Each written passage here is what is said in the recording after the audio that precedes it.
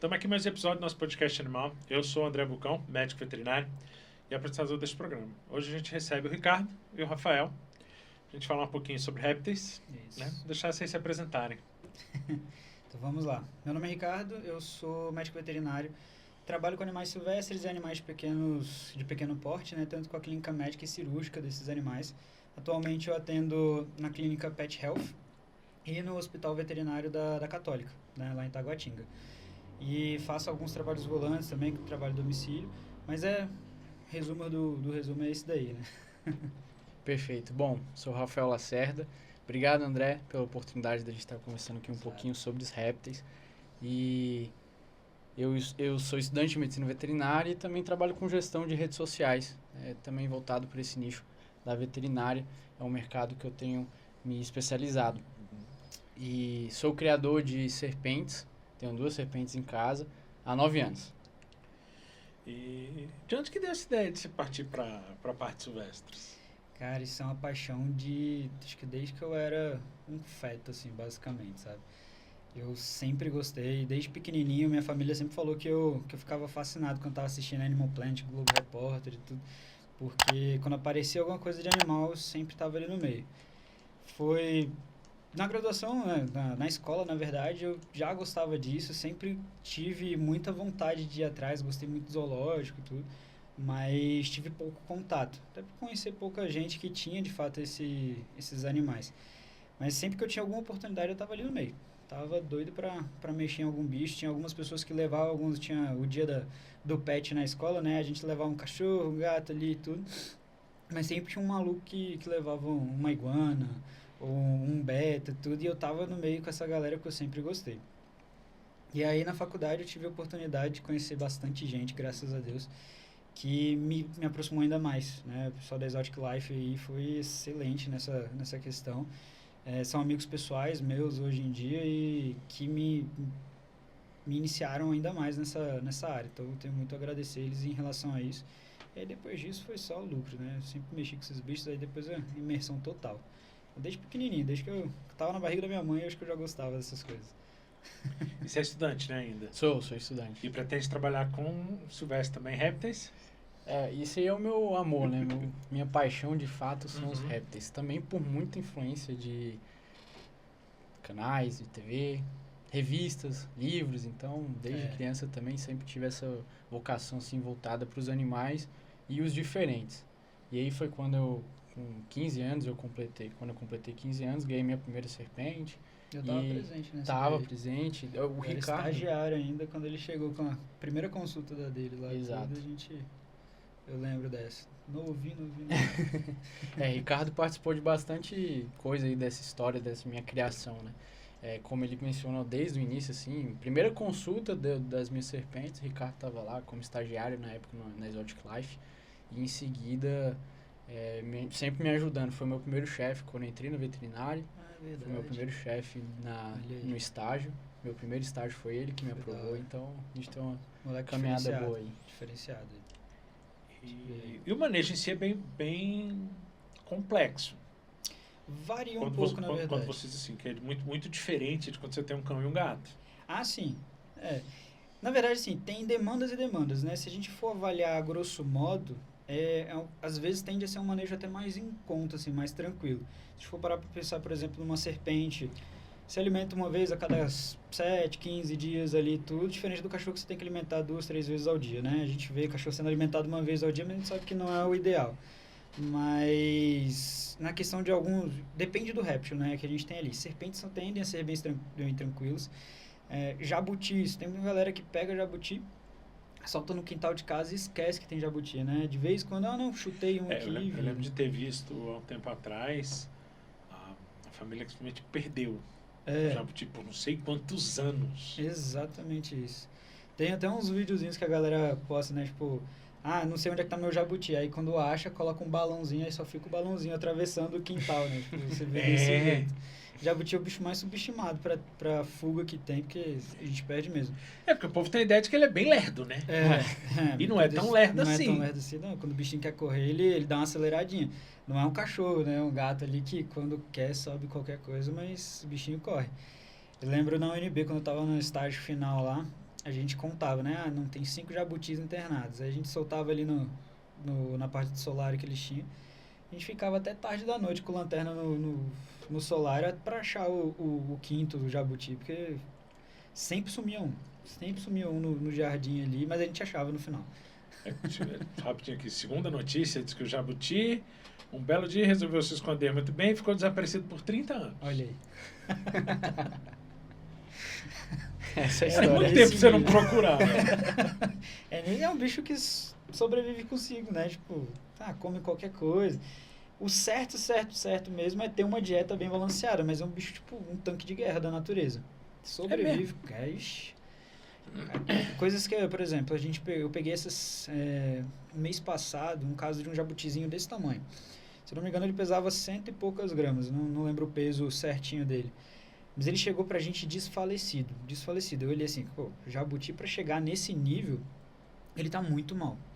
Muito mal mesmo. E a tutora me passou o manejo, assim, de livro. Lindo o manejo. Eu falei, não, tem alguma coisa errada, porque se esse manejo está sendo feito mesmo, não era para o jabuti estar desse jeito. E aí, no finalzinho, ela me comentou que ela ganhou da mãe, lá da Bahia e tudo, porque o filho dela tinha asma.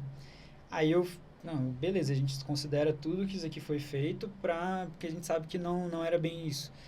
Tem essa crença, né, do jabuti, ele é dado de presente para pessoas que têm pneumonia, que você bota debaixo da cama, e aí ele cura a pneumonia, cura a asma, da bronquite do familiar ali, né? Só que a gente sabe que não tem luz, não tem temperatura adequada, úmido, sujo pra caramba, então a gente sabe que esse bicho ele não tem as condições ideais. E o que a gente fez? Basicamente, correção, a gente conseguiu fazer um raio-x lá, ele não tinha densidade óssea nenhuma assim. A gente via as laterais do plastrão e do casco ali naquela junção que fica um pouco mais denso, e um pouquinho do arco da mandíbula, só. Nossa. O restante tudo, eu nem sei onde eu coloquei essa imagem, mas eu tenho ela. Literalmente você não vê nada, parece que a gente usou a técnica errada na radiografia mesmo. E aí, assim, o que a gente fez?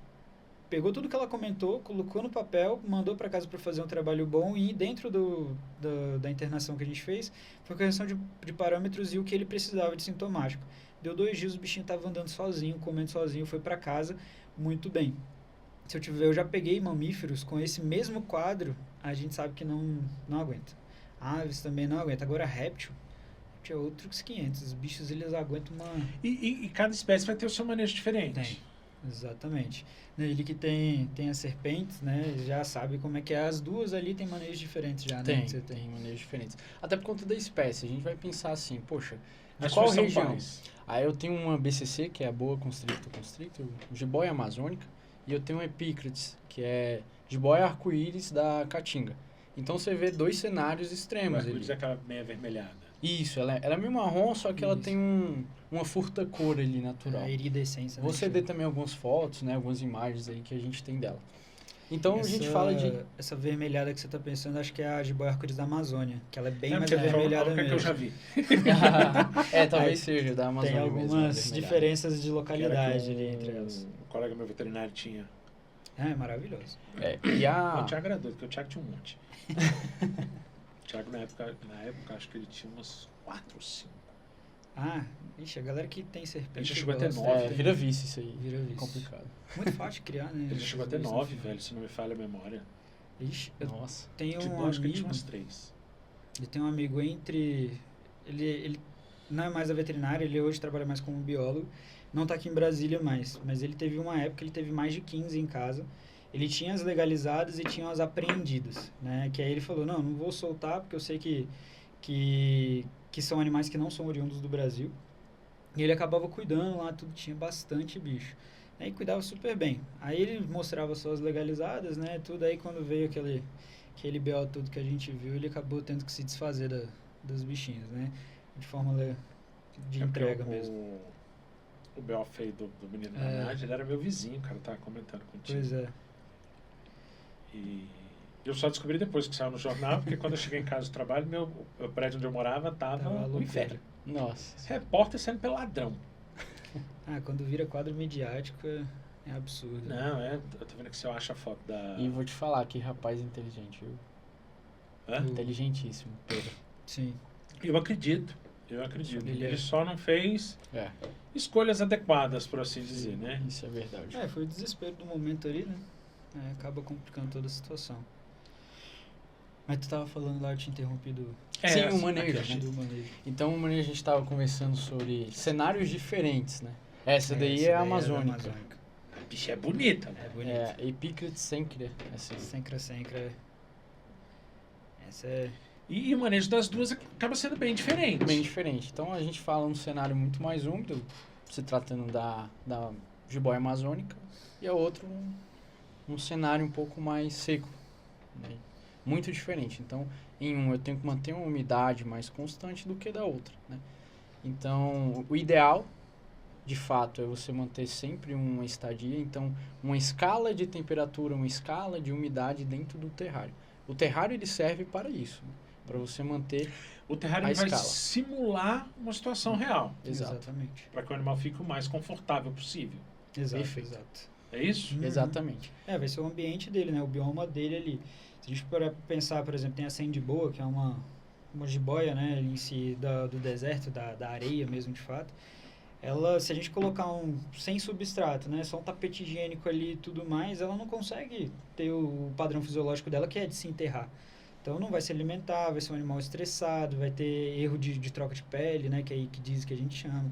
Então, se tiver a temperatura errada também, que você pensar no animal desértico comparado com o animal de cerrado ali em si, as variações de temperatura são bem maiores, né? Então, isso tudo difere. E aí, se pegar animal que nem o deles, são dois animais que são nativos, né? Só que de regiões totalmente diferentes. Uma caatinga, outro a Amazônia brasileira mesmo ali em si, né? Então, você tem um quente muito úmido e o outro mais quente, mais seco, né? Então, você tem essas diferenças dos animais também. E tudo isso influencia, como você falou, na fisiologia do bicho, né? Então, exatamente. A alimentação é muito delicada, né? No início, então, quando a gente está ali, o bicho chega de viagem, né? Chega lá do criatório. Essa adaptação é mais complicada, complicada, adaptação, né? os primeiros 30 dias eu diria que são os mais complicados. Né? E o instinto dele tá a 1000 ainda, né? Filhotinho.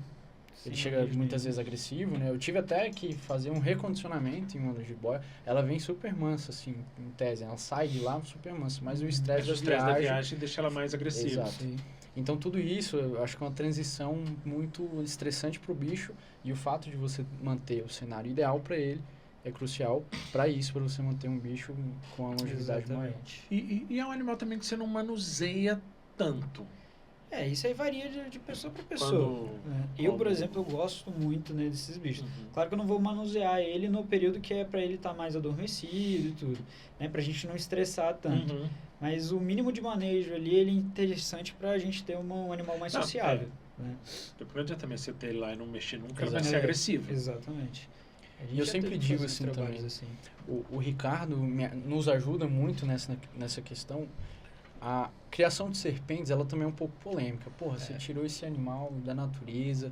Ah, tudo bem que é criatório, tem legalizado de que e tal. Nossa base não é pet. Isso, essa questão toda. Mas existe um fator crucial que o Ricardo ele faz muito isso junto com o Cef e o Urano, que são as minhas serpentes, que é a educação ambiental, cara. Poxa, parte importantíssima. Desde que eu tenha as serpentes do Cef e Urano, eu ainda na escola levava em feira científica, quando era permitido, hoje em dia nem tanto é mais, você precisa de uma autorização para levar, enfim.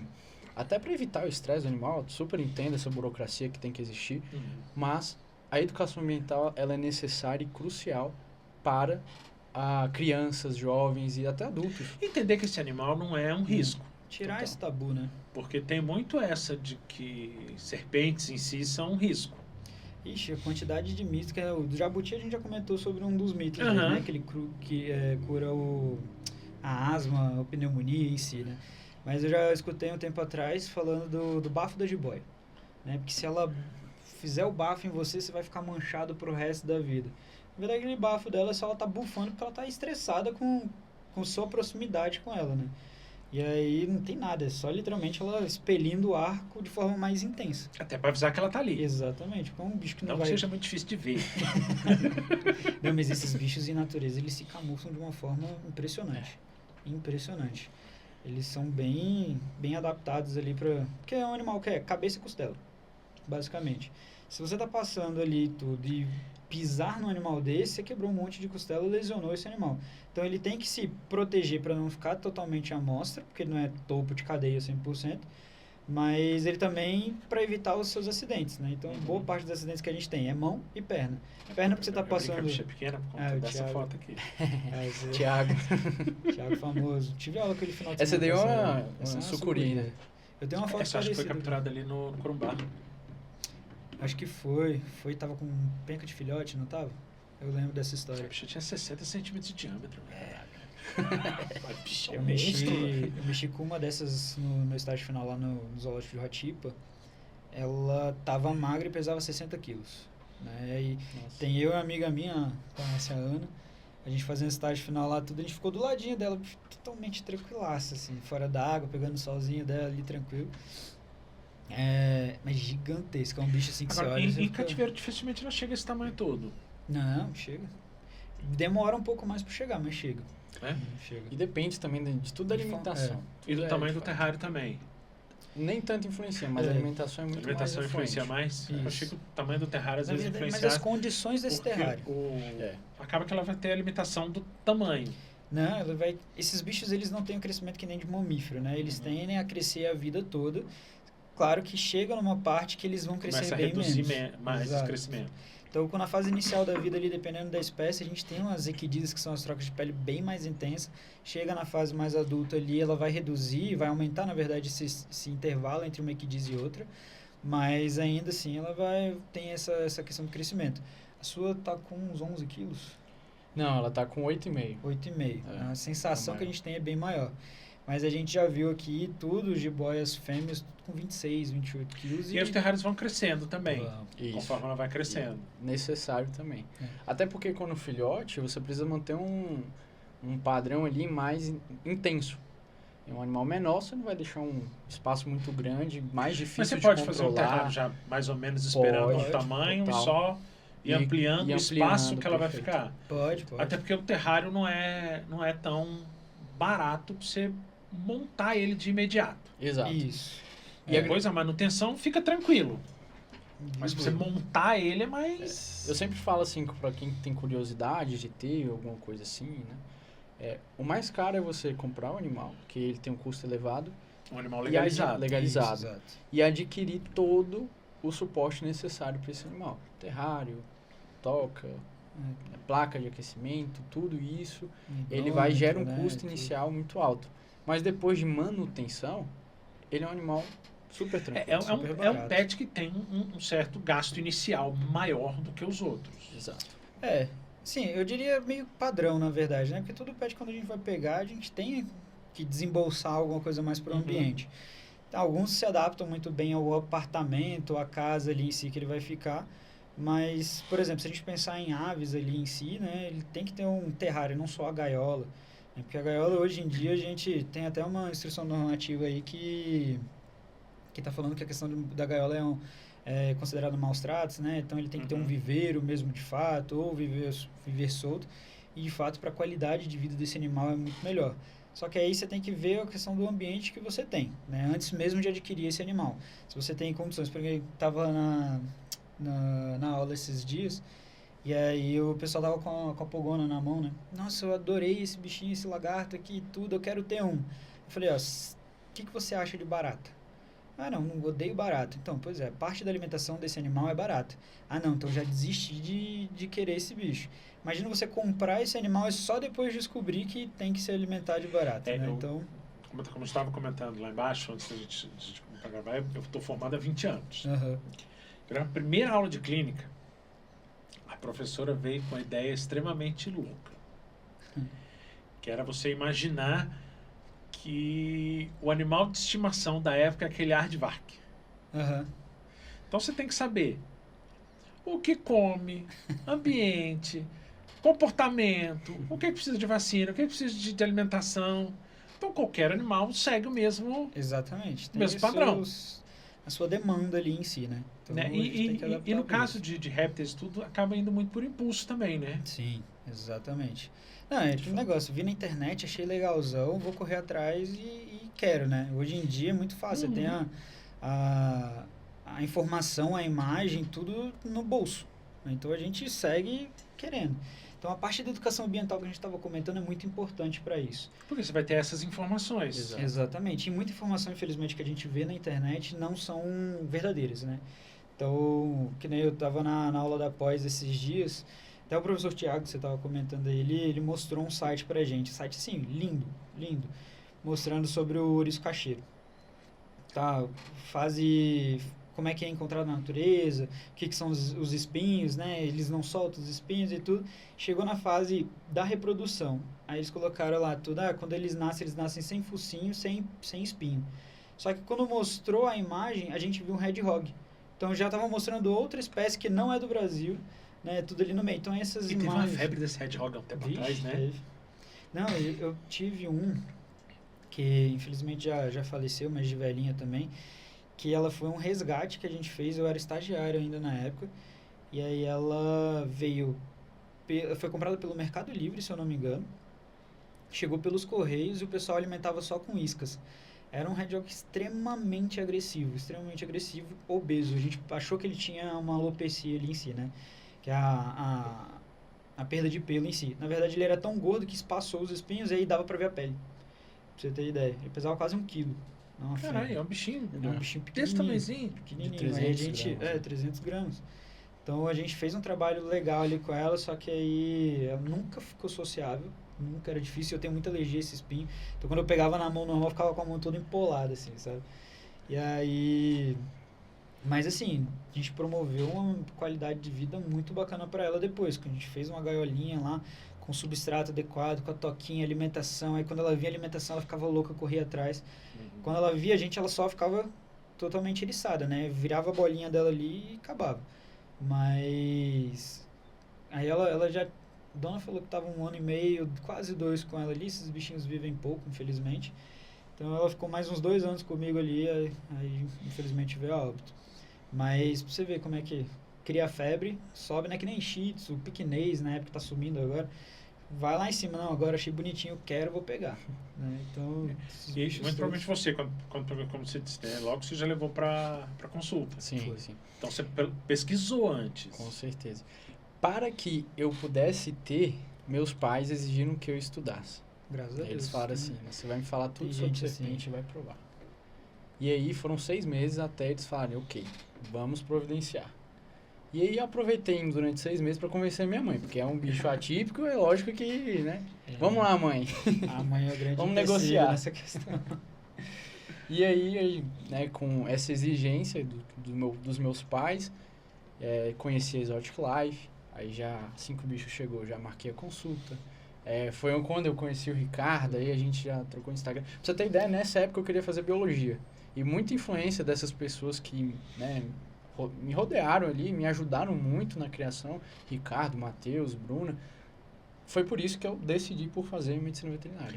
E a gente entra num assunto que é o seguinte, a questão do próprio manejo em si. Uhum. Ele é multidisciplinar. Sim. Total. Porque não tem como você pensar só na sanidade do animal. Não. Você vai precisar ali de um biólogo para te dar uma orientação de ambiente, de... Total. Existe essa rixa, que eu acho uma rixa meio besta entre biólogo e veterinário, né? Cada um tem a sua área de fato, mas o trabalho é conjunto, né? Então, a gente está sempre junto ali. Eu vou saber muito da parte clínica, de manejo da saúde mesmo desse animal, e ele vai saber muito de como manter essa fisiologia desse animal mediante um ambiente. Porque alguns detalhezinhos ali acabam ficando bem a cara da biologia mesmo. Exato. Não, e mal parte é biologia.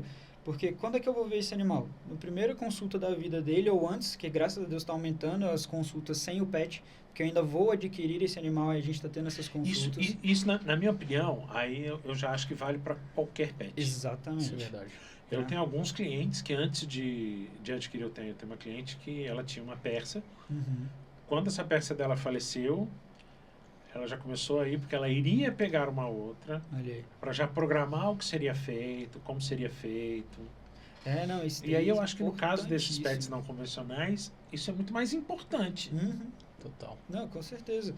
E aí, assim, vai ter na primeira consulta da vida, né? A gente vai falar o que precisa ser feito, mas todo o manejo atrás é biologia pura. Você saber de onde vem esse animal para conseguir reproduzir esse bioma dentro da sua casa. Né? Eu gosto muito de aquário também, né? O aquário ele é um mini oceano dentro da sua casa, um rio ali mesmo dentro da sua casa. E aí para você manter isso é biologia pura. É porque você tem controle de pH, controle de salinidade, controle de Nitrito, nitrato, temperatura, amônia, tudo. No caso de marinho, salinidade, né? KH, tudo. E aí quem faz isso é a parte de biologia. Né? O veterinário ele vai entrar quando esse animal tiver algum desequilíbrio nesse ambiente, está causando um déficit de saúde desse animal. Aí a gente entra ali ainda em conjunto com a biologia. Né? Mas é importantíssimo. Hoje a gente tem alguns professores aí que são formados em biologia, que fizeram veterinária e englobam ainda mais. Eu acho uma rixa. Eu sempre trabalhei com alguns biólogos, assim, os que eu conheço, de forma muito tranquila, sem problema nenhum, cada um ali no seu poder de fala, sem passar em cima de ninguém. Então é importante, eu, inclusive, falo que precisa estudar muito. Isso é verdade. Precisa mesmo. Talvez, como você falou, seus pais botarem um tempão pra você definir se era realmente. Exatamente. Eu acho que isso serve também para cortar um pouco a questão do impulso que eu falei, né? Sim. Para saber se é isso mesmo. Exatamente. Porque você vê que não é... Você E vai ter um também certo eles foram se trabalho. preparando ali, né? Foi uma forma de se Psicologicamente, preparar, né? Para conseguir ali. Vamos lá. Ajuda, né, cara? Porque não é um petzinho que todo mundo vira falar, que bonitinho. Isso é Até para fato. saber quanto tempo vai viver um animal desse, né? Você vai pegar. Tudo, né? Porque Se pegar querendo ou não, jabutis aí, você vai passar pros seus netos, dependendo da idade que você vai comprar um bicho Nem desse. essa notícia. É uma Ficou herança. sumido 30 anos. Exatamente. Eu duvido que ele tenha realmente ficado sumido. Deve ser outro ali que apareceu. Ou talvez Mas- seja uma piada que isso É. possa acontecer mesmo. Mas acontece, teve um que foi... Quem que aconteceu? Só acharam o jabuti porque teve uma queimada próximo da casa. E aí eu tava tendo a queimada lá, tudo, eles viram um lixo se mexendo. Aí eles acharam que o jabuti tinha fugido há muito tempo. Tudo quando foram ver, o jabuti tava lá, eles pegaram e salvaram o bicho. É porque esse da reportagem, se não me falha a memória, os pais dele eram acumuladores. Ah, aí facilita, né? A gente perde Então na esse grama. animal ficou meio que perdido dentro da dispensa. Caraca. E olha pra você ver, 30 anos sem manejo nenhum. Nossa, que devia estar ali dentro. Hum. Você E- perder um bicho desse por 30 anos. Não, e Porque sem 30 anos manejo- ele não é mais um bichinho desse tamanho, Exato. né? Se 30 anos aí com um animal com manejo bom, ele já fica um jabotão, né? Agora, que nem eu tava falando, nessa aula eu levei um jabuti de um amigo meu, que mostrei, na verdade, ele tem 30 anos, não, tem 40 anos, quase 40 anos, e ele é desse tamanhozinho só. Os braços todos alterados, alteração de casco, tudo porque ele teve um manejo errado na vida deles. Eles acham que foi dado também para curar a asma ali em si. Ficou lá tudo, o animal ele cresceu com o que tinha, né? Eles literalmente crescem com o que tem. Então tem os distúrbios osteometabólicos, né, que a gente fala ali. Consumiu o cálcio do casco, ficou todo errado para manter funcionalidade vital ali. Então o bicho conseguiu.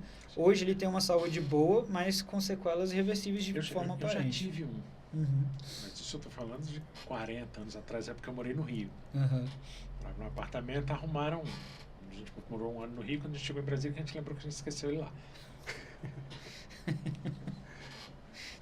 Uma missão.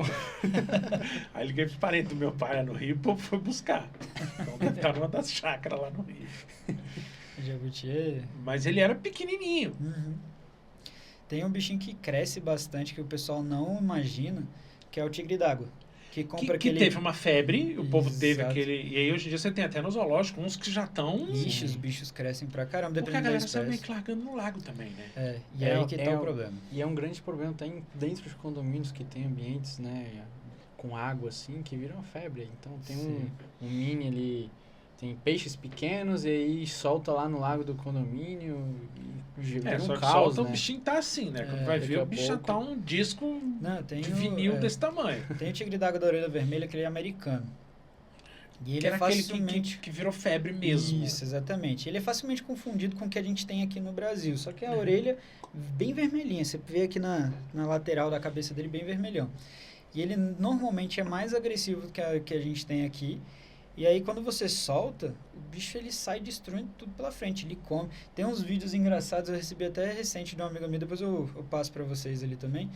que é o cara narrando o aquário dele. Ele tem um aquário jumbo, vários peixes enormes, e ele solta esse traquemezinho dentro do aquário lá. E esse traquemes faz o terror lá dentro, mordendo os peixes. Tem Oscar, né? Tem alguns peixes que são já de temperamento agressivo. Dá uma porrada nele, ele sai, daqui a pouco ele tá de volta ali brigando com um peixe que é 3, 4 vezes maior o tamanho dele, né? Ele não vai comer aquilo nunca, mas é um bichinho bem bruto. E aí que tá, porque é um animal que não é nativo, solta-se na natureza e a gente tem esse problema, né? De um animal que não é nativo aqui pegando o lugar dos nossos, de fato. E aí tem o desequilíbrio, né? Não tem um predador, de fato, para ele. A alimentação não era para ser aquela alimentação, então ele desequilibra o bioma todo ali, né? A fauna ali daquele local. E aí dissemina de forma bem tranquila, porque é complicado. E volta àquela questão que eu comentei a respeito do impulso, né? Sim. Porque a gente tem muitos desses problemas também, né? Sim. A galera sai soltando. Exatamente. Os Estados Unidos, ele é um palco dessa situação complexa que virou, né? As pessoas começavam a criar as pitons ali, pitons reticulados, que é a maior serpente do mundo, fica na África. Ali na Flórida, né, que teve esse problema. E ali, nos Everglades, eles soltaram, né? Criou uma cultura de se criar essa cobra e depois eles começaram a soltar. Teve uma enchente grande, né? Teve enchente assim, que aí um dos criatórios lá inundou, os bichos fugiram e aí depois tinha muita gente que soltava também. Aqui em Brasília a gente teve a questão da Naja e teve também aquela que fugiu em Águas Claras. Foram achar na tubulação depois. Não, mas tem várias histórias. Era um susto do cacete quem tava. Acharam alguns andares abaixo. Mas de vira e mexe tem umas histórias dessas, assim. Esses bichos, eles são feitos para fugir, né? Eles não querem estar ali naquele ambiente de forma natural. Então, eles vão explorar tudo. Se você não tem um terrário de forma totalmente adaptado para aquilo, ele vai fugir. É porque você também tem que estimular esses animais. Exatamente. Claro. E todo animal ele vai ter um estímulo de sair, né? Se pensar em cachorro e gato, tá fugindo o tempo todo, né? A gente esquece um portão aberto, o mínimo que seja, saiu. Gato é um animal que é para estar domiciliado, a gente sabe que tem muito semi-domiciliado, o que deixa fora, ele sai o tempo todo também. E aí, a gente, né? Não ficar dentro do apartamento o tempo todo também dá... A gente viu isso na pandemia, que a galera ficou mais restrita. Depressão, vários problemas de saúde por conta disso, né? Fora a falta de vitaminas e tudo, porque não pega sol. Mas esses bichos, eles vão ter um certo movimentação. E aí, por exemplo, a corn snake, né, que é a serpente mais criada no mundo, tem alguns espécimes já legalizados aqui no Brasil. É meio polêmico, que parece criatório que pode vender, aí some, aí aparece de novo, aí some e fica nessa. Mas os bichinhos, eles são mestres de fuga. Mestres. Vez ou outra aparece. Aí teve um recente, não tão recente assim, mas venderam a máquina de lavar pelo OLX, aí quando chegou na casa lá, eles abriram, tinha uma Piton Ball dentro da máquina. Aí o cara, meu Deus, estava sumido já há alguns dias aqui e tudo, e foi lá pegar, só que o Ibama já tinha pego. E aí o problema dessa daí, nesse caso, foi que soltaram esse animal falando que era uma jiboia. Né? Então, eu lembro dessa história. Você lembra dessa história? Aí tem essa. Aí soltaram uma Piton grande também, recente, conseguiram pegar de volta. Aqui em Brasília. Aí lá acho que foi em Minas, que pegaram um gato, aquele Bengal. E aqui em Brasília já teve. Acharam que era filhote de coisa e soltaram no meio do mato. Aqui em Brasília teve também. Já acha que é... é exótico. Que fosse jaguatirica, né? E ainda fala que é exótico, né? Que é fora da nossa fauna aqui, tudo, né? Ainda esses termos, né? Por isso que a importância da educação ambiental. A educação ambiental é isso. Exatamente. É você saber identificar. Poxa, são profissionais, estão ali na área. E às vezes não sabe conter o bicho. Quantas vezes a gente não vê, com muito respeito eu falo isso, tá? Mas profissionais que estão ali para atuar em prol benéfico dos animais, mas faz uma contenção de forma errônea, então... Até porque quando a gente fala de jiboia, essas cobras maiores, você tem também um número de pessoas por tamanho. Isso é verdade. Porque não dá pra você pegar uma bicha... A força. Gigantesca e manipular sozinho. E o que eu sempre comento, assim, nessa parte de educação ambiental, eu falo, esse aqui é um animal de cuidados humanos. Ele é um animal que aceita o tato, né? Ele é tranquilo. Na natureza não é desse jeito. É um animal que está com medo, não é agressivo, ele está com medo, ele vai se defender. Se ele não conseguir fugir, aí que vem o ataque.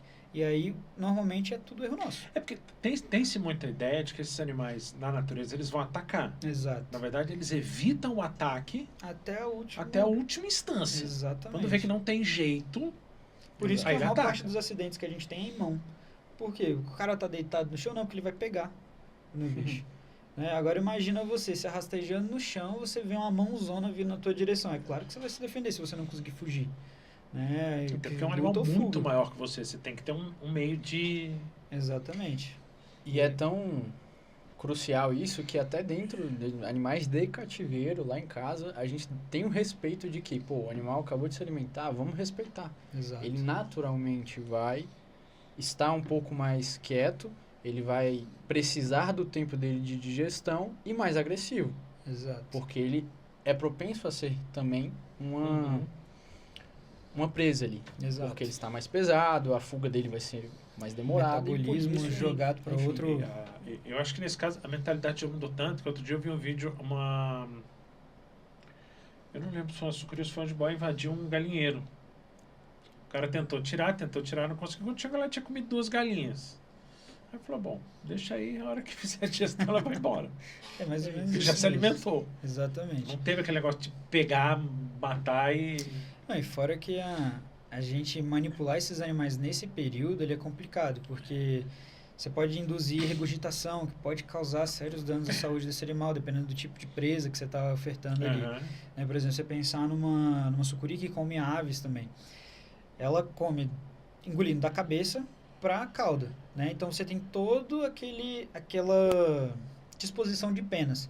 Na hora que tá voltando, ela tá voltando ao contrário. Então as pontas das penas podem machucar esôfago. E fora que a garra também... Exatamente. As unhas ali na hora de sair vão vir rasgando tudo. Exatamente. Eu já tive um paciente uma vez, uma jiboia, filhotona, bichinha maravilhosa. Só que aí o dono já estava suspeitando que ela estava um pouquinho alterada, que teve uma disequidise, que é aquela troca de pele errada. A serpente é para trocar a pele toda de uma vez. Ela não, ela soltou em várias placas, assim. Defecou uma vez desde que tinha chegado para ele. E aí ele alimentou de novo, só que foi com uma presa maior, assim, do que eu estava acostumado.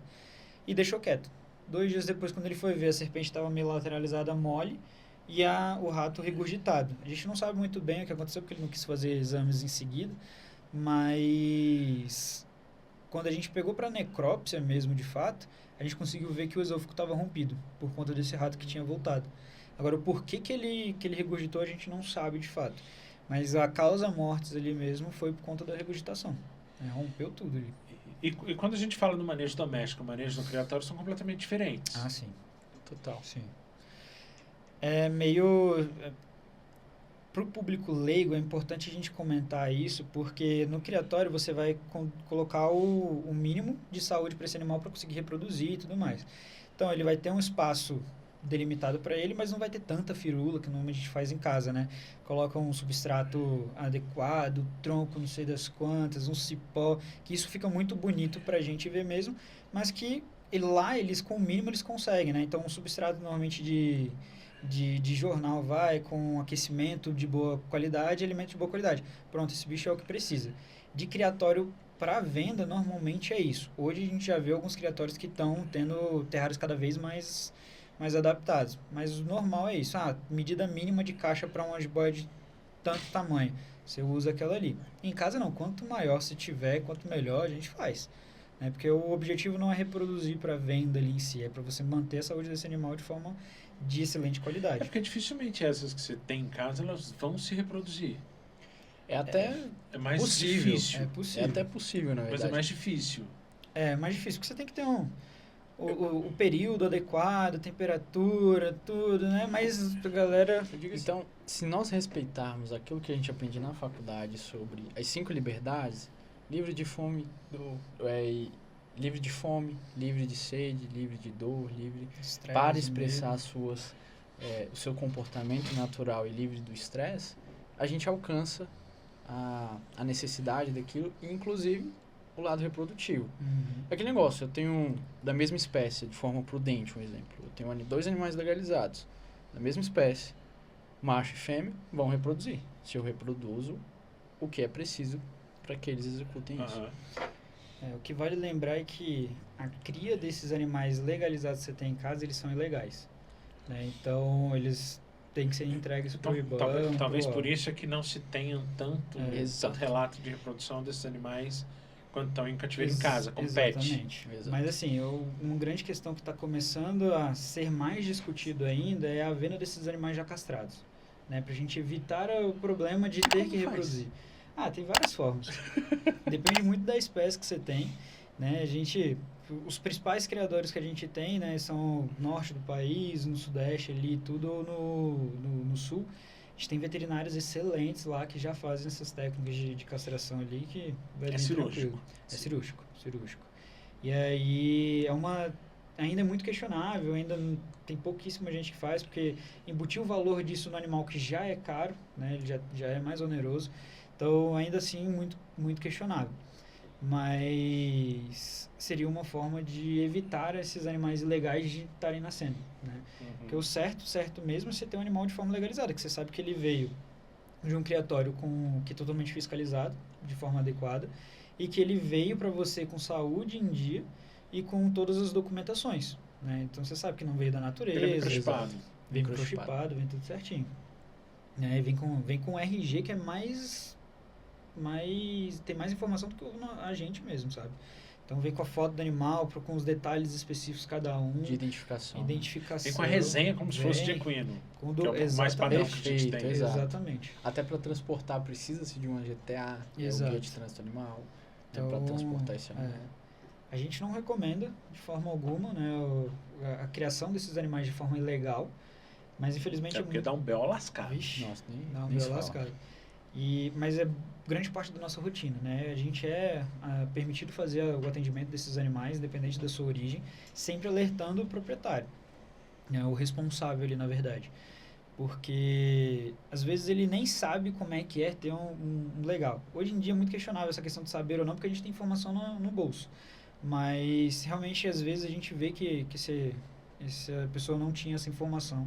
Não teve, achou ali tudo e a gente tem que orientar. Porque eu acho que quando a gente fala, por exemplo, de jabuti, as coisas que são animais que vivem mais tempo, você tem muito que foi passado de pai para filho, de avô para neto. Exatamente. O que a gente mais vê com isso é papagaio. Papagaio é o que mais vê. A gente não tem, e aí, antigamente não se tinha essa preocupação. Sim. E aí, pegar um animal desse e tentar reabilitar para fazer soltura dele é basicamente impossível. É muito oneroso mesmo, de fato, você parar para pensar, e é um trabalho muito difícil. Um papagaio já está 60 é sacanagem, mas 30, 40 anos ali, já em cuidados humanos, que tá a vida toda para isso. E normalmente ele vem de maus cuidados, assim, não vou falar nem maus tratos. Mas alimentação de baixa qualidade. Mania de dar biscoito, café com leite, café com leite, Coca-Cola, feijão, pizza, já peguei tudo disso. Assim. E a gente fala, como é que é a alimentação desse papagaio? Tudo, aí ele fala, não, é tudo bonitinho. Aí o papagaio grita atrás, quero café! Ele grita desse jeito, assim, sabe? Entrega na hora. Nesse caso é mais complicado, né? Fica dessa forma. E tem outras formas também, né, de enganar o proprietário, que quer enganar o veterinário. Você fala assim, e ele gosta de café? Exato. Empolgado assim, aí ela se entrega. É o que eu falo para os alunos, nunca induzam a resposta, né? Em vez de perguntar qual a ração, qual que é a alimentação. Que ele já fala, tipo, não, ele come isso, e aí, mas um petiscozinho de vez em quando, come? Come, assim vai. Para répteis, né, o que a gente tem muito problema é a questão de alimentação, erro de manejo alimentar e ambiental é o principal. Mas o alimentar, que, né, entrando mais para a parte da clínica agora mesmo, o que a gente vê do hiperparatireoidismo secundário nutricional, que é uma alimentação de má qualidade, né, má qualidade mesmo, e junto disso a gente tem algumas alterações de ambiente, né, em alguns casos, por exemplo, se a gente pensar nos testudines e no esquamata ali, mais no caso dos lagartos em si, a gente tem essas alterações com falta de vitamina D, que ele não vai fazer a síntese dessa vitamina mesmo para o consumo absorção do cálcio da alimentação. Então, por mais que a gente acabe fornecendo cálcio na alimentação, uma alimentação de boa qualidade, se ele não tem iluminação para isso, né, um sol adequado, ele não vai absorver. E aí ele vai ter algumas alterações. E aí aqueles animais que você pega totalmente deformados, né, tipo, coluna triangular, os jabutis com piramidismo, que é aquele casco todo disforme. Às vezes você vê aquele casco um pouco mais torto também. O casco ele tem que ser padrãozinho. Tem, se eu não me engano, 2 espécies que a gente aceita o piramidismo, mesmo sendo aqui do Brasil, né? Então, aqui no Brasil, que são as duas espécies que a gente tem, que é o tinga e o fugiu o nome? Piranga. Eles são lisinhos, né? Era para ser um casco mais liso, mas o que a gente normalmente vê é quando ele tem aquelas elevações no casco. Exatamente. E aí, às vezes, tem uma coloração mais esbranquiçada em volta, ou no meio ali e tudo. A gente vê que puxou o cálcio ali dos ossos, né? Da parte óssea mesmo, para manter a vitalidade dos órgãos principais. Teve motilidade intestinal, tudo, mas principal o batimento cardíaco. Né? Então, a gente vê essa questão. Nesses casos, a gente faz tratamento sintomático, que nem eu comentei daquele jabutizinho, e correção de manejo, principalmente alimentar. E já comenta que normalmente essas alterações elas são irreversíveis, né? O que a gente está vendo ali de piramidismo, ele vai se manter. Às vezes ele dá uma homogeneizada, mas sumir 100% não some, sabe? Então a gente fica nessa questão.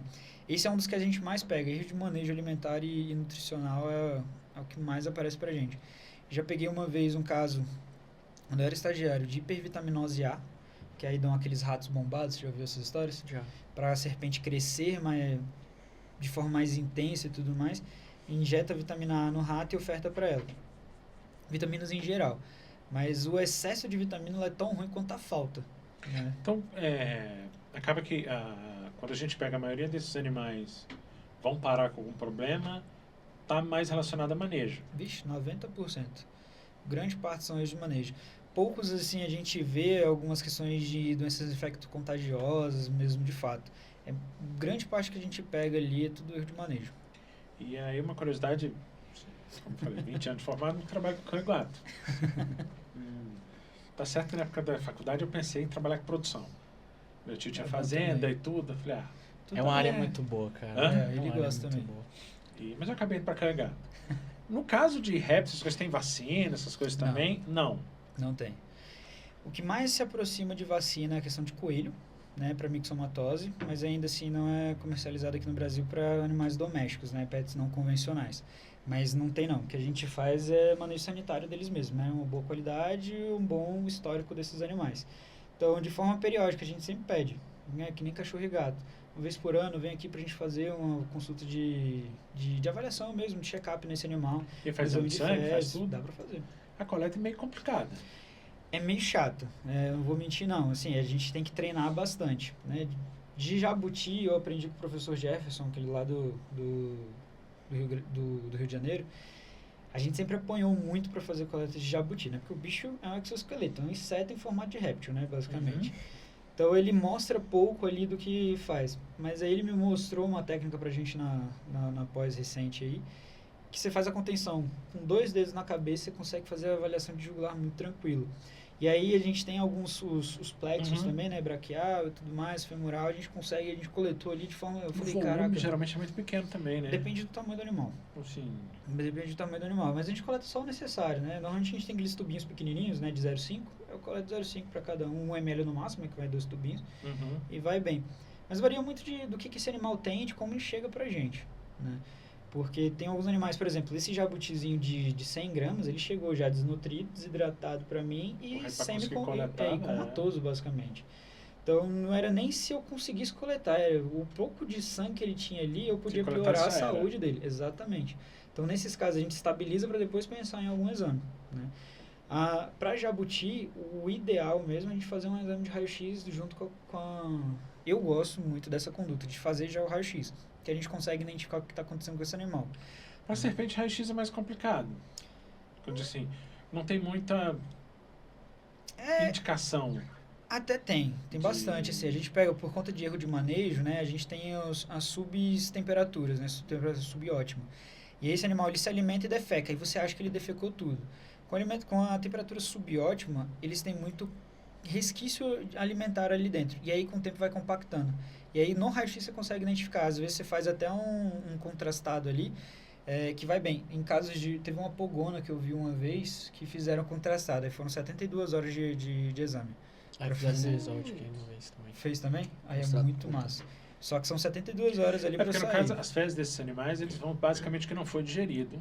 Vai sair ali. Sai tudo. Então, aí se aquilo tudo não sair, vai ficando. Exato. Exatamente. Aí fica. Aí chega num ponto ali que compactou.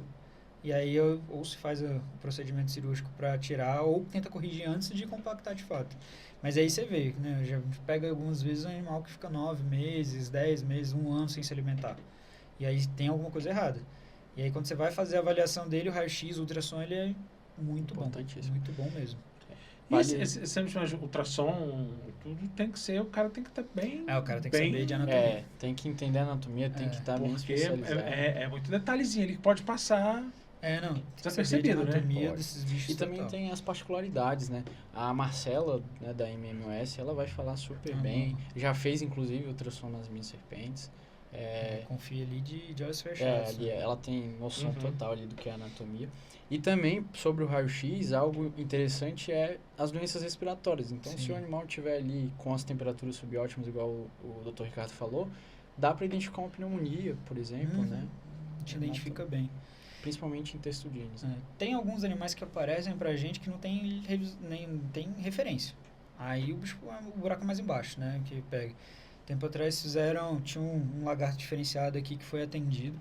E aí quando foram fazer a avaliação tinham 5 relatos de atendimento desse no mundo. Putz. Né? Então aí coletaram sangue, mas e os parâmetros são o quê? As referências são o quê? Né? Então a medicina de silvestre ela tá ainda muito pioneira em tudo. Falta muita informação, né? Que nem teve uma professora minha da Católica agora, recente também, ela veio comentar, a gente fez um trabalho recente sobre tumores de mama em coelho e foi muito difícil achar a literatura. Eu falei, aí aparece bastante. É porque às vezes falta também o próprio profissional publicar, né, incentivar. Porque eu acho que como ainda não se tem a mesma visão da importância daquele pet para o tutor, independente se é um pet, se é uma serpente, se é um lagarto, se é um coelho, como se tem para um cão e gato, eu acho que acaba não tendo essa ideia de, vou publicar. Bom, por que deu isso? Por que foi assim? E tem muito medo ainda também, né? A gente vê isso na nossa rotina. Pô, vou fazer o exame nesse bicho aqui, o cara já tá meio ressabiado aqui da consulta, já não... É um animal ilegal, né? Como chega a maior parte das vezes, não quer gastar muito. E aí a gente acaba não fazendo, trata de forma empírica, né? Isso daí é um grande X na nossa rotina. Acontece muito para cachorro e gato, né? Quanto mais para silvestres ali em si. Mas sempre que pode, exames estão aí para isso. Exame de fezes, exames de pele. Eu gosto muito de suspeita de fungo em serpente. Você tira a foto lá, aparece na foto o funguinho, assim, um bolor no animal. É bem bacana. Carrapato. Eu vi esses dias uma foto de uma cobra infestada de carrapato. Olha aí, tem bastante mesmo. Muito comum. E se esconde debaixo da escama, às vezes a gente nem vê. Tem bastante essa mesmo. tava feio, bicho, não tinha onde esconder, não. Não tinha onde esconder, não.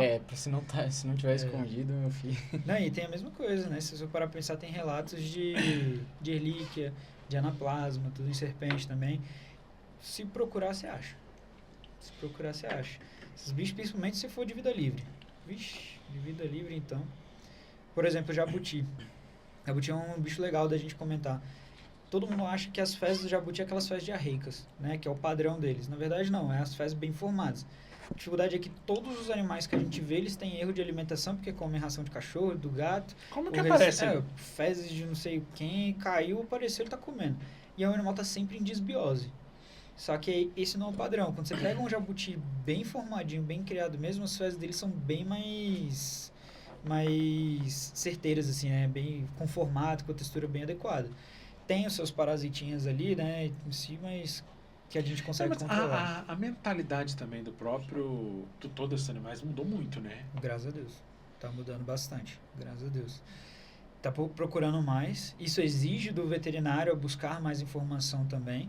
Né? Porque aquele veterinário que ficou no básico ali já está sendo ultrapassado. Hoje em dia, a gente tem um veterinário lá com o Dr. Murilo, excelente cardiologista. De vez em quando a gente pega lá uns bichos lá. E aí, Murilo, quer testar um ecocardiograma aqui num coelho? Ele, não, vamos fazer e tudo. Por quê? Para ele ter a rotina ali e tudo, ele saber o que é o fisiológico, para depois a gente investigar o patológico mesmo de fato, né?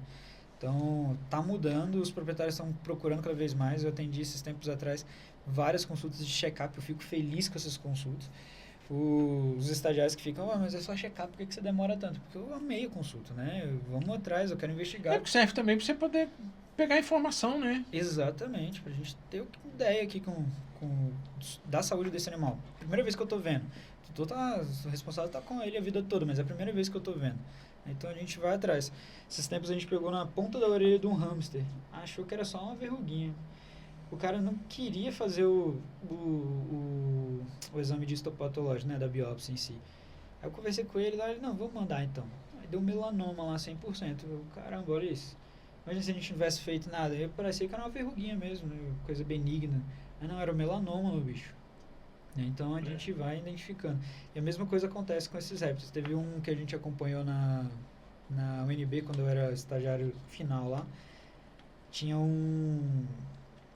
uma iguana que ela tinha um histórico de sério agressivo. Aí a gente pegou, eu e a minha amiga, a gente pegou mais ela e a bicha ficou super tranquila.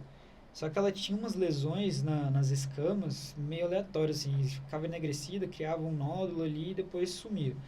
E aí a gente pegou um desse, fez a retirada e mandou pro laboratório. Aí deu melano, como é que era o nome? É um tumor específico daquele tipo de melanina. Eu não lembro agora de fato, depois eu passo para vocês. Mas assim, até a nossa professora de patologia da época do TCC, ela, o que é isso? Aí a gente teve que ir atrás, ela não tinha noção do que era. Né? E a gente encontrou alguns relatos e tudo, que era, infelizmente, a iguana ela veio a óbito em seguida. Mas assim, tirava uma, aparecia outra, sabe? E ia desse jeito. Então a bichinha ela já estava com a saúde bem comprometida. E de vida livre, pra você ter ideia. Ela veio de vida livre de apreensão porque foi atropelada. E aí ela ficou lá com a gente. Mas é um bicho muito doido mesmo. E aí a mentalidade do tutor já vem, ele já vem pesquisando. Mas que às vezes aquela criancinha de 7 anos ali que tá vindo pra... doutor, eu quero um bicho tal, eu sei dessa espécie, ele vai me falar o nome científico do bicho, qual que é a média de vida em dias, né? Ele fala tudo porque ele tá lá com o celularzinho na mão. Então isso induz a gente a pensar. A informação tá muito rápida fácil, também, muito né? Fácil. E essa nova geração que já nasce digitando, porra, tá... desse jeito.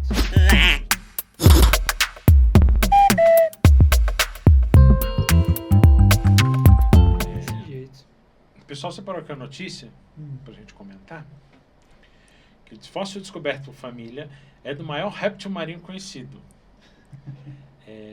Como é que vocês veem como veterinário, né? Vê que ainda tem muito que se descobrir, principalmente sobre os répteis, e como é que você vê essas descobertas sendo feitas? É muito bom, assim, tipo... o mundo em si, a gente tem pouca coisa descoberta, né? Se a gente parar pra pensar, a gente não sabe nem direito da parte terrestre, quanto mais parte marinha. Sabe-se mais da superfície da Lua do que do fundo do mar, né? Então, é muito bom essa questão de pesquisa, assim, eu gosto muito, né? Porque complica mais a nossa vida, porque a gente vai ter que estudar ainda mais, mas é legal de saber que em plano 2000 de que data é essa daí, você sabe? Que ano que é? Desse ano ainda? Acho que foi. Então... Foi esse ano passado. Então, um ano pra cá, tudo ainda está se encontrando novas espécies. Eu tive uma aula recente com o professor nosso, que é o Rodrigo Teixeira, lá do Zoo de Sorocaba. Ele tinha uma espécie de primata do Novo Mundo lá no zoológico dele. E aí veio uma mulher, não sei da onde, pegou e queria identificar alguns espécimes que estavam dentro do recinto lá. E eles descobriram uma nova espécie dentro do recinto que já estava há anos lá com eles. Então era muito parecido, mas tinha características diferentes ali que ela conseguia identificar, porque ela já estudava com isso. E aí descobriram essa nova espécie. Legal. Então, pois é, e estava há anos lá e tudo. Se você bate o olho mesmo de forma leiga, você não identifica. Mas essa parte de estudo é importantíssimo, né? A gente ter mais conhecimento técnico, profissional de qualidade ali e com sede de investigar, de escrever e tudo que precisa. Eu vejo principalmente nessa parte de silvestres e tudo, a gente teve aqui a menina do aquário, que eu nunca lembro o nome, que é Verônica, do aquário lá do Rio, que ela estava até comentando a respeito disso, da pouca literatura que você tem sobre esses animais. Até de referência, de como você vai coletar, da onde você vai coletar. Se for parar para pensar, ainda mais para a parte de marinhos ou vida aquática em geral, é ainda mais difícil. Os estudos eles ainda estão, que nem eu falei, pioneiros. A gente vai começar, aprendeu dessa forma, beleza, vamos aprimorar ainda mais. Né? Então a gente tem essa questão aí. Mas eu acho importantíssimo, ainda mais, temos um aluno aqui, né, que a gente tem que incentivar a escrever mesmo. Tamo junto. Cara, eu dei muita sorte na faculdade, eu formei na UNB. Uhum. Como eu falei, há 20 anos atrás, esse ano faz 21. Eu tive um professor muito bom, foi o André Luiz Selme, que ele incentivou muito a gente a fazer pesquisa. Sim. Então, quando a seleção ganhou a Copa, que eles vieram para cá e fizeram desfile, e não sei o que, eu estava dentro do Hospital Veterinário da UNB, anestesiando gato para poder escrever resumo para congresso. Olha aí. É isso aí que a gente precisa. Então, a gente tinha a chave do hospital, então a gente estava lá todo fim de semana. A gente tem alguns alunos lá, assim, que eles se destacam, né?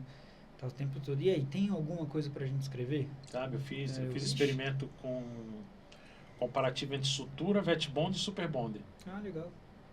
Traqueia, esôfago e pele. Uhum. Sabe, isso tudo incentivado por ele. Que massa. Então, eu brinco muito assim, que eu tive muita sorte nesse sentido. O problema da vetbond é só o valor dela, né? Cara, mas a superbond funciona pra caralho. Ah, funciona. Pra caralho. Funciona. A gente usou nesse do hamsterzinho, a gente usou na... Até porque não tem um hamster, né? Pequenininho. E teoricamente, a superbond vem estéreo. Sim. Isso é verdade. Mas como é que você vai fazer uma sutura em pele de orelha, de ponta de orelha de um hamster, né? Não tem... Pô, tem que pegar um microscópio com fio 10-0 ali. E a superbond ajuda bem pra esse cara. Ixi, Cara, cicatrizava bem, velho. Cicatrizava bem. Foi o que a gente fez o retorno com 7 dias, já não estava mais aquela crochinha da Superbond e já tinha cicatrizado, nenhum sinal de infecção, o tutor cuidou super bem. Foi, a gente fez Superbond e vetbond de sutura. Foi bem legal, cara. Eu tive um outro uma vez... 20 anos atrás, tá falando que a vetbond é cara, você imagina 20 anos atrás. Eu tava conversando com alguém. 22, 23 anos atrás foi quando eu fiz técnica cirúrgica.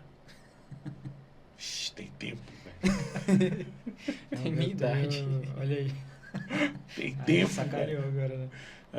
Não, mas cara, eu vejo o tanto que a veterinária avançou. Não, eu vejo com o meu avô. Meu avô, ele era veterinário também, já faleceu. Mas meu CRMV é 4.501, DF. 1301. Olha aí.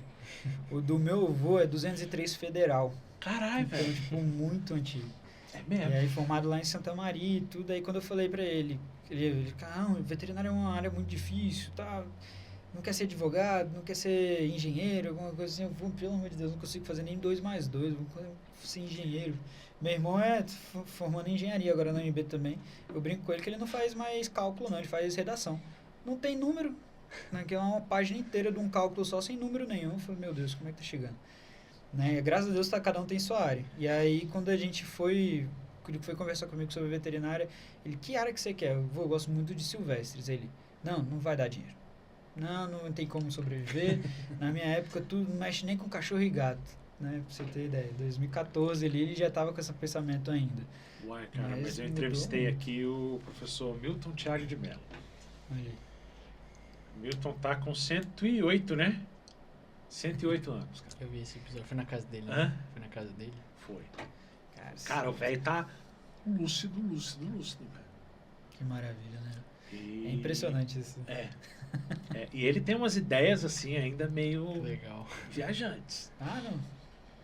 Veterinária é MacGyver, né? A gente sabe? E como eu falei, cara, eu vejo tanto que evoluiu nesses 20 anos. Porque logo assim que eu formei, que eu comecei a trabalhar, cara, anestesia, filho, RKV, caveirão básico. Você era o anestesista, o cirurgião, o instrumentador e o... Auxiliar. Hoje Morria muito bicho? Morria muito bicho no pós-operatório. Hoje lá na Católica a gente trabalha com o padrão ouro, né? A gente tem equipe multidisciplinar, então tem anestesista, tem o cirurgião, tem o clínico geral e tem o de silvestre, tudo no mesmo momento. E à tarde é a mesma coisa. Isso é legal, cara. Que não é a realidade, infelizmente ainda, de boa parte das clínicas, dos hospitais, mas você vê hoje em dia chegando ainda mais nesse foco, né? Boa parte do que a gente vê de clínicas não é isso que rola. Mas você vê que a galera já tá batendo de frente para acontecer isso mesmo. Valorização da profissão, de cada área ali em si, né? Porque é importante. O anestesista é o que mais sofre nessa questão, né? O cara vê ali, não, alguns mais antigos que eu vejo, né? Tipo, não, eu vi como é que foi feita essa anestesia, na próxima eu faço. Aí não preciso ter... Porra, velho, é um trampo. Caralho, pra você fazer aquilo, velho. É. Não, anestesia eu pago pau pra anestesista, porque os caras Sabe, são foda. porque a decisão tem que ser de imediato. Sabe muito de fisiologia, sabe Dependendo muito de farmacologia. da alteração. Às vezes você tá só ouvindo aquele barulhinho. Uhum. Aquilo é um saco, mas tá só ouvindo aquele barulhinho. É que nem o Jairo, o anestesista nosso lá, ele fala, o que me incomoda hoje é a falta do barulho. Quando alterou o barulho, tudo ele já olha pro monitor, já olha pro paciente, já começa a entender. E aí, quando você trabalha com uma equipe multidisciplinar, que nem você falou, eu tenho muito hábito de trabalhar sempre com as mesmas pessoas. Uhum. Então, por exemplo, dependendo da reação do anestesista, eu sei se tem alguma alteração ou não. Exatamente. Você cria um código entre vocês, né? Então, já assim, tá tudo tranquilo, tá tudo certo. Na maioria das vezes eles vão dizer que tá e só vão dizer que deu merda no final. No final, quando você fecha. Cara, fechou, não, é Então, nossa, falei, foi beleza. difícil. Então, ainda bem que você não me avisou. Senão o estresse ia ser maior. É. Tem o próprio Thiago, ele comenta, né, que a esposa dele é cirurgiã também. Uhum. E aí, quando ele anestesia pra ela tudo, ela tem a mania de ficar olhando pro monitor. Ele vai lá e vira o monitor, ela fica possessa. O que tá acontecendo? Tá acontecendo alguma coisa? Ele comenta isso com a gente. Eu vou pelo barulhinho, velho. Eu já acostumei com Tu tem aula com o Thiago, o né? barulho. Não, Já teve. não tive aula com ele. Ainda não? O Thiago, ele é meio bruto, parece um ogro, mas ele é gente boa. Ele é gente boa e muito bom. Muito bom Ele mesmo. sabe muito, velho. Cara, Muito. ele mostrando as técnicas cirúrgicas recentes pra gente aí, tudo. Você vê a Ele sabe facilidade muito de muita mexer. coisa. É. Anestesia, cirurgião e tudo, o cara manda Ele mesmo. sabe muito de muita coisa. E aí é bom. É o que a gente tá precisando hoje em dia, né? Porque tá formando muita gente.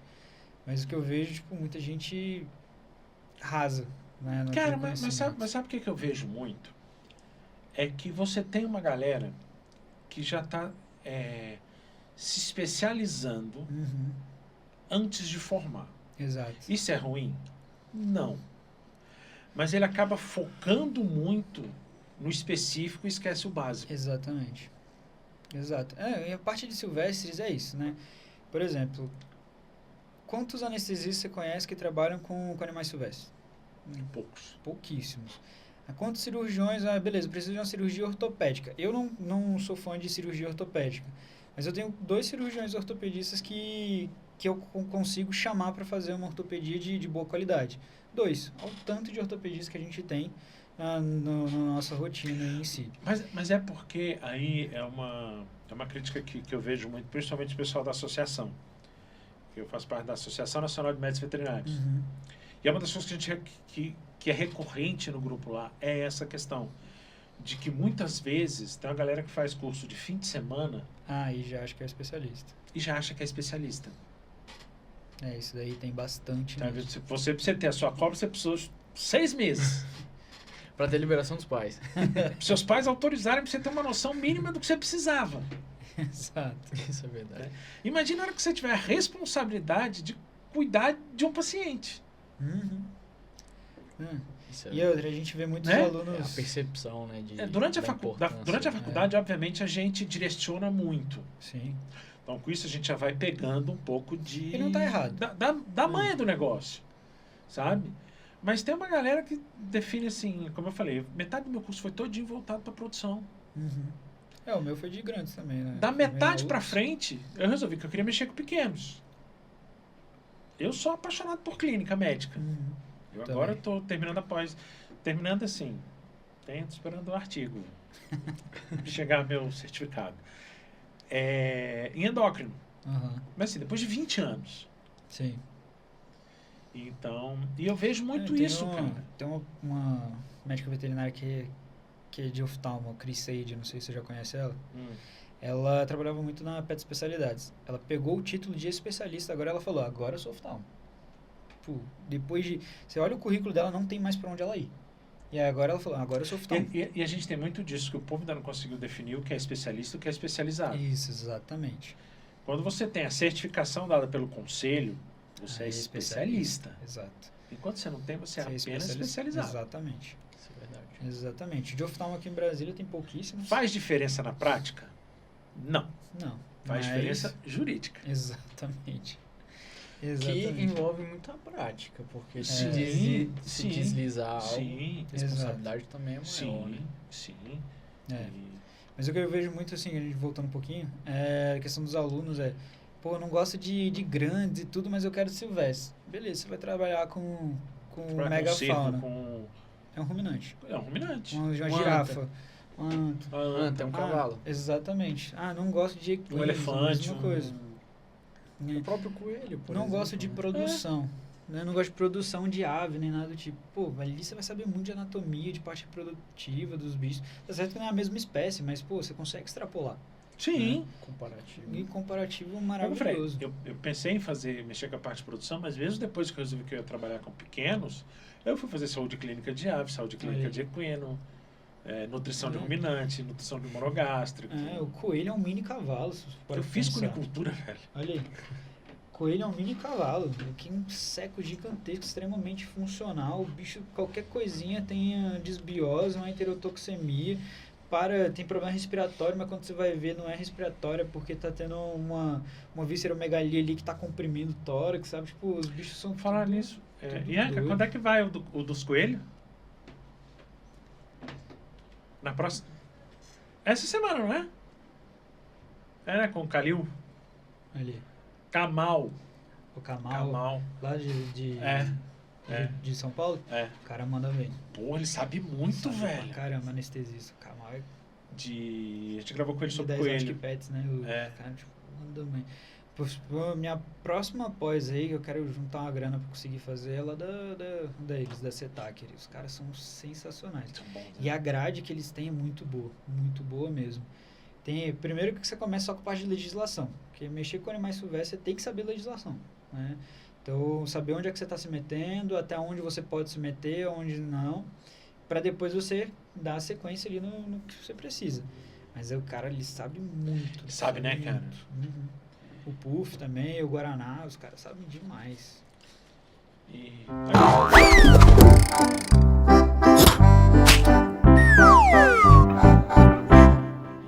Agora, só pra gente distrair um pouquinho, ainda não é a tema da roleta da Ianca.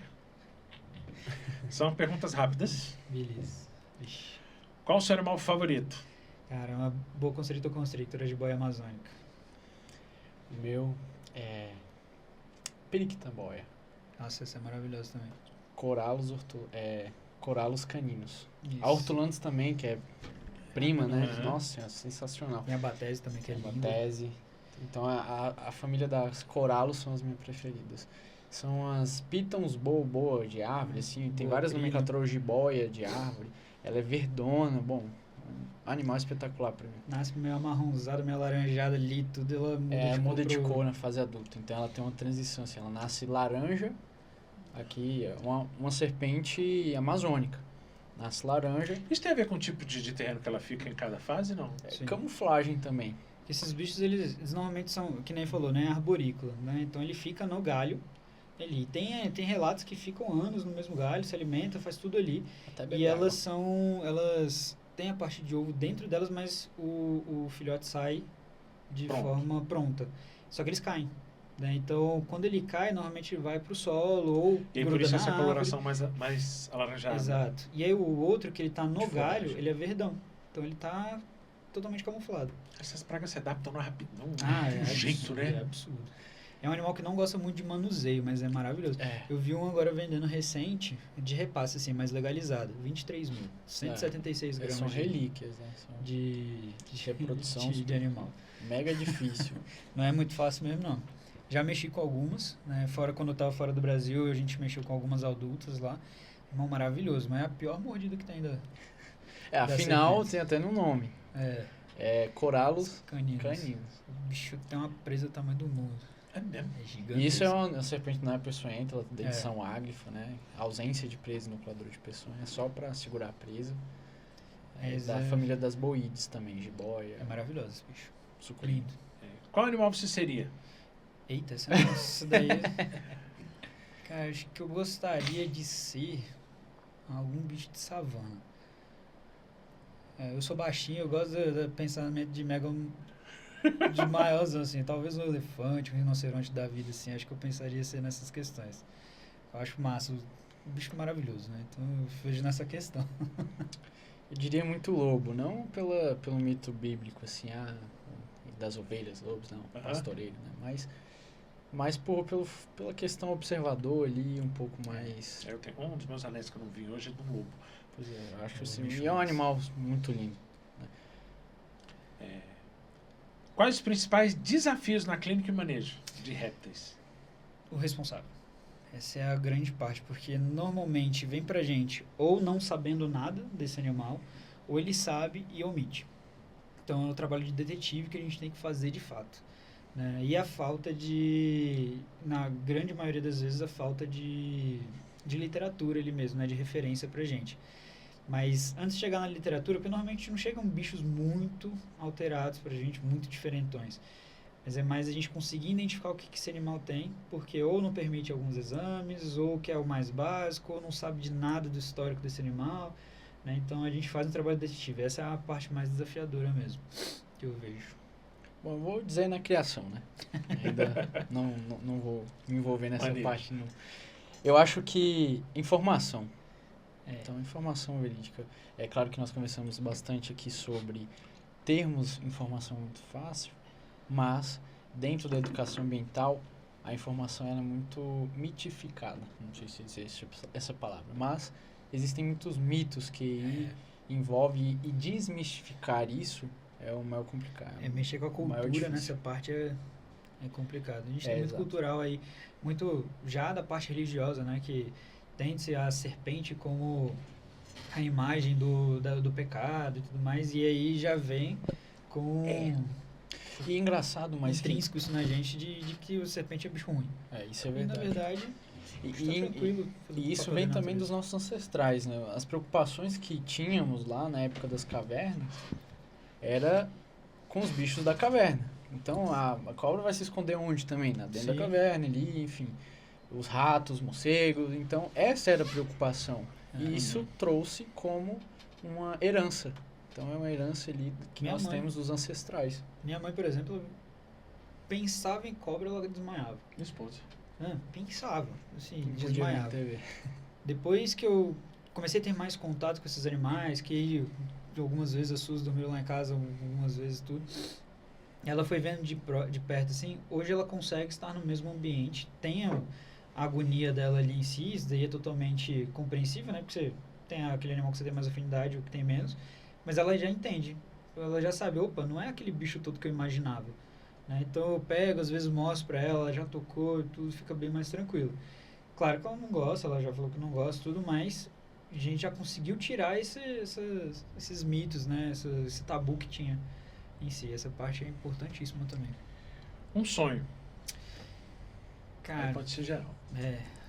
Cara, o sonho é conseguir me estabilizar mesmo, de fato, dentro da veterinária e fazendo um nome de boa qualidade mesmo. E isso extrapolando para a vida, né? Dentro da veterinária já tendo um bom poder financeiro, uma família bem formada mesmo no natural. Acho que é o meu sonho, assim, e poder conhecer o mundo através disso. Nada muito extravagante, não. Eu tenho muita vontade em multiplicar aquilo que foi dom de Deus sobre minha vida e multiplicar isso para outras pessoas. Então, das minhas pequenas habilidades, desde a criação com bicho, desde, enfim, redes sociais, que eu trabalho hoje com isso também, até o âmbito mesmo como estudante, eu quero multiplicar. Esse é o meu objetivo de vida e o meu maior desejo vai ser multiplicar as outras vidas. É isso. Show. Se pudesse ter alguma característica de algum animal, qual seria? Cara, eu acho que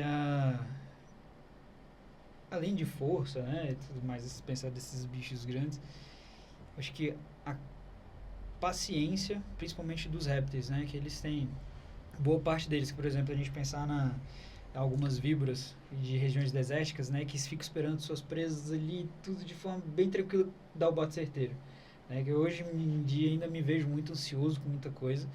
E acho que é mais essa questão da paciência, saber que tudo tem seu horário, tem seu momento, tudo. Acho que é o que eu mais invejo nesses bichos, assim. E fora a longevidade também, né? Eu sigo o que meu avô falava, né? Eu não tenho medo de morrer, eu tenho pena de morrer, né? Eu quero viver mais. Então é mais ou menos isso. Eu diria para os animais silvestres o poder de defesa, que eles sabem se defender. Então, ou seja, a observação, a sensibilidade de forma geral. Seria isso. Tem algum animal que vocês têm medo? Cara, além do pincher, Mas o pincher eu não considero como medo. Eu acho tem um certo respeito. a gente tem uns pacientes pincher Porque, lá porque aquele trem ali assim é muito ódio concentrado em pouco espaço. Tem uns lá que eu falo... E fora que tem ir no qualquer lugar é padre. perto da boca. Exatamente. Não, e apertou demais, quebrou, aí dá ruim. Né? Além do pincher, os primatas do velho mundo é um dos bichos que eu mais tenho receio, assim, mesmo de fato. Principalmente pensando em chimpanzé. Bicho é agressivo, né, velho? Quando E- dá pra ser agressivo, ele é. Não, e nem a parte do agressivo. Você pega um tranquilo, você chega perto dele, você olha pra ele, é muito estranho a afeição que ele faz pra você, porque parece que ele sabe o que você tá pensando, ele sabe que você é humano, ele sabe de tudo. Tipo o planeta dos macacos. Exatamente. A sensação é de estranheza mesmo que você fica. E eu já trabalhei com vários primatas de novo mundo, que são esses pequenininhos, de cauda e tudo mais. Os bichos, eles com homem, eles tendem a ser mais agressivos. Então, eu já levei um tapa de um bugio, pegou assim na nuca, orelha. Eu Caralho. demorei uns 40 segundos para entender o que tinha acontecido, porque ele bateu, quando eu olhei, ele já tava lá no cantinho dele de novo, e foi um dos piores tapas que eu levei na minha vida. E olha que eu já fiz luta, já Dá fiz... uma força. Não, zumbiu uns 2 dias, assim, ó. Dava pra ver a marca dos dedinhos certinho que se atrás da orelha. E o bobeando lá, fazendo a limpeza do ambiente, tole. Tomou-lhe um tapa. E parece que ele fez de sacanagem. Não tinha motivo pra me bater. Segunda vez que ele tava me vendo, a primeira vez não fez nada, eu tava limpando o chão. Eu tava ali alimentando o bicho, né, tudo, e me deu uma cacetada. Rapaz, mas o chimpanzé é o que eu mais tenho receio, assim. Fora que os bichos, quando eles são agressivos, eles são maldosos, assim, eles são da turma do bullying, né? E quando eles agridem, é cabeça e genitália. Então, É mesmo? os bichos são brutos, cabeça e genitália. Então, é um Sabe bicho que me onde? dá um receio, cara. Você fica com medo de encarar. Até ele dormindo, sedadão lá, tudo anestesiado, você já fica, velho, vai dar ruim. Por favor, que não Você- acabe o Propofol, sabe? Tipo, desse jeito. Que não acaba pra pouco. Senão daqui a pouco ele que anestesia todo mundo na É. sala. Eu tenho muito receio de raia. Nossa, Ah, é? Sério? tem. Acho Eu gosto massa muito de isso. pescar, então Eu também. eu acho que isso veio também um pouco da cultura, assim, dos tios, pais e tal. Quando fosse pescar, arrasta o pé, É. olha pro chão. Eu tenho muito receio de raia. Ainda mais o Steve lá, o biólogo lá, australiano que Steve- tomou a ferrada e morreu. Mas também, velho, uma manta daquela ali, velho. bicho. Cara, Mas ele não. abraçou a morte, né, coitado? Foi. O que eu gosto de fazer no tempo livre? Cara, além do descanso, que veterinário normalmente não descansa, eu gosto de me movimentar em geral. Então, ver amigos é a parte principal, ver amigos, família e tudo mais. Apesar de não estar na minha melhor forma hoje em dia e tudo, eu gosto muito de exercício, né? Então, eu tô voltando a jogar uns altinhos ali com meus primos, nadar é minha paixão. Dos esportes todos que eu já fiz, a natação é minha paixão mesmo. Então, eu gosto de mergulhar. Não aqueles profissionais e nada. Mergulhar e esquecer da vida, fazer uma apneiazinha ali, tranquilo. Isso me isola, é a terapia que eu tenho mesmo. Não é terapia, mas é terapêutico, né? A gente fala. Mas é basicamente isso aí mesmo. Descanso. Eu gosto bastante de estar em família, né? Assim como o Cato mencionou. Mas principalmente em contato assim com a natureza, sabe? De fato, eu gosto de uma pescaria, eu gosto Nem fala. eu gosto de estar. E são ambientes familiares, querendo. Mergulhar no meio da serra da mesa ali, assim, por exemplo. Minha maior vontade é fazer É uma bom. pesca sub. Qual que é a melhor parte de trabalhar com répteis? Os répteis. Cara, parecem uns bichos muito massa de vez em quando, assim, você fica maravilhado. É legal até quando você tem um bicho mais agressivo, assim, porque ele te estimula a trabalhar mais. Claro que, dependendo do animal que chega ali pra gente, a gente não tem margem pra erro. Mas os próprios répteis, assim, quando chegam aqueles bichos colossais, né? As serpentes gigantescas, os jabutis antigões, assim, você fica, caraca, que bicho maravilhoso. Essa é a parte pra mim. Bom, acho que a coloração deles, o comportamento, natureza do réptil.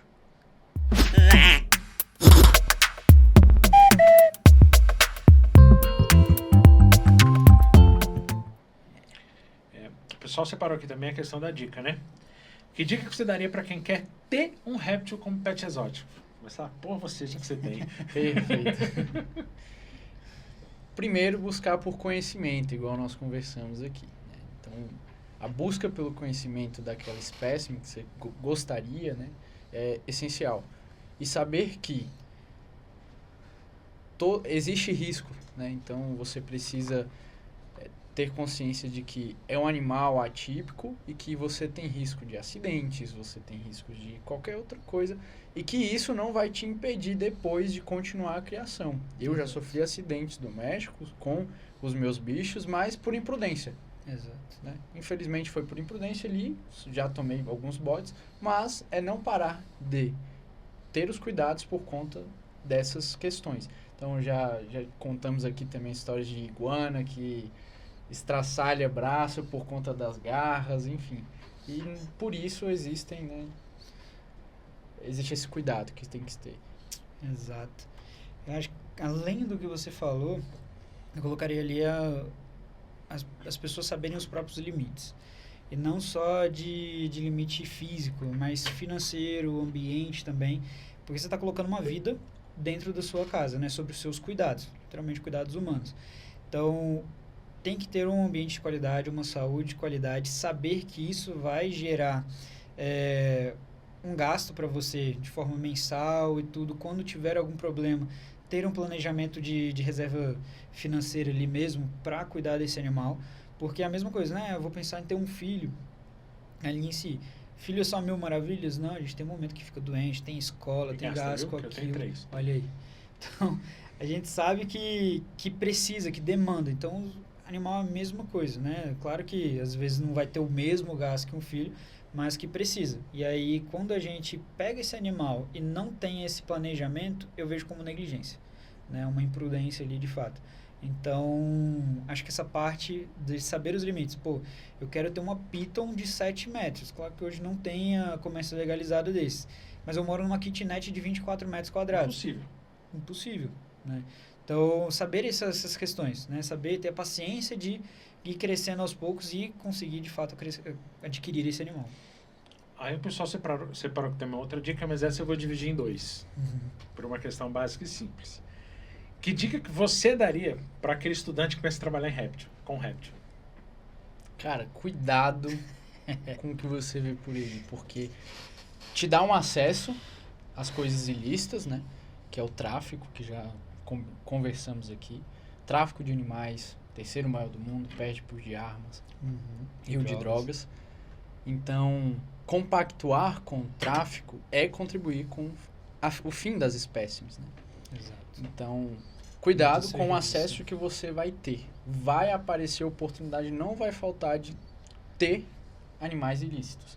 Então, essa eu acho que é a principal dica, porque de resto, foi atrás do conhecimento, foi atrás de informação das mais variadas, você pode também se destacar, você vai se destacar. Exato.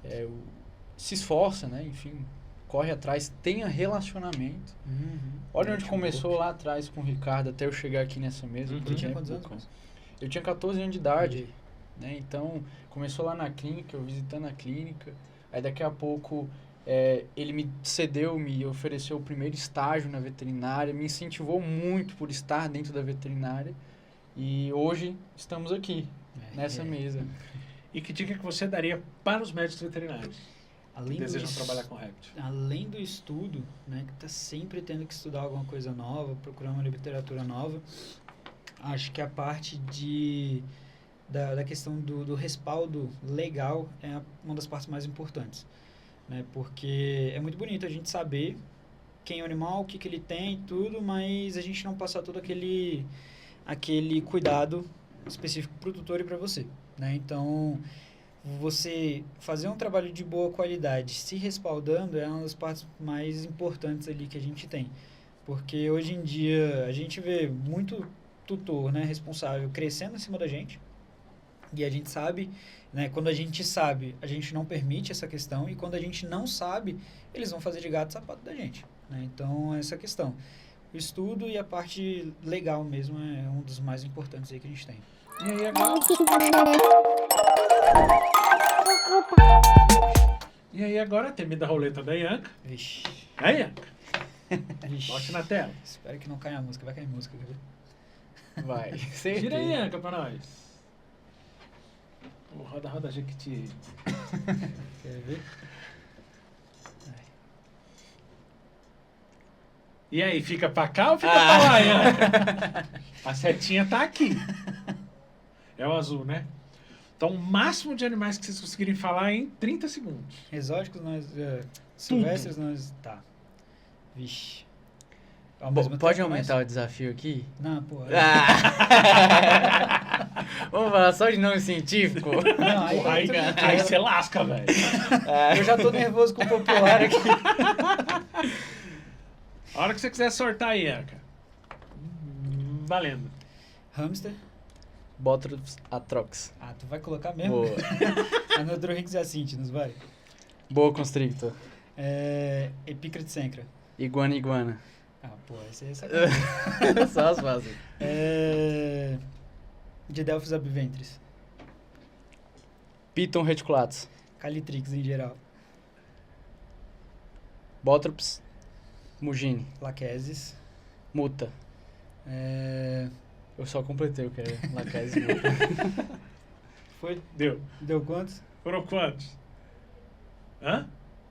13? 13? Porra, Ó, 13, mas de digamos- nome científico até que foi Foi legal, né? bom. Queria agradecer a presença A dos gente dois. agradece. Redes sociais. Vet nativas. Rafael Lacerda G. Queria agradecer mesmo. Eu acho assim que é uma área que tem crescido bastante. Sim. Bastante. E como você falou, realmente eu acho que é importante você ver a questão do animal legalizado. Né? Porque Perfeito. senão dá um BO A gente já viu aqui. lazarento.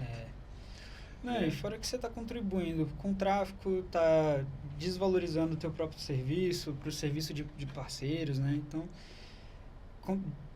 prejudicando o animal em si, né? A parte mais importante ali é a saúde desse animal. Então, a gente desrecomenda total a questão do tráfico aí.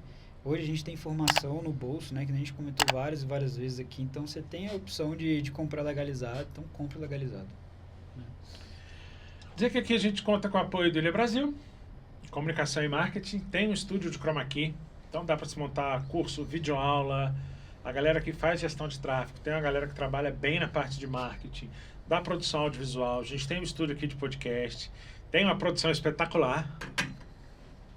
E dizer que é isso. E até semana que vem.